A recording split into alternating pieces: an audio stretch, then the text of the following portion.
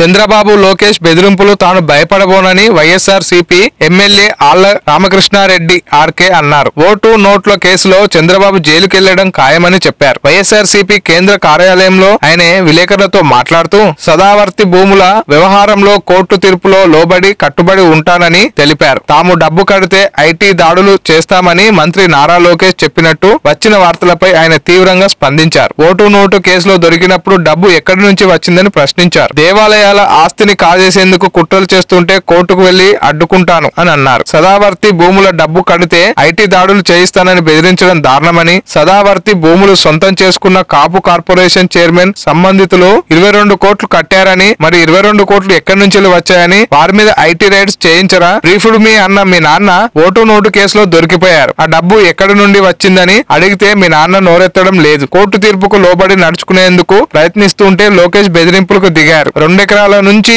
మీ నాన్నకు 2 లక్షల కోట్లు ఎలా సంపాదించారో చెప్పాలని ప్రశ్నించారు.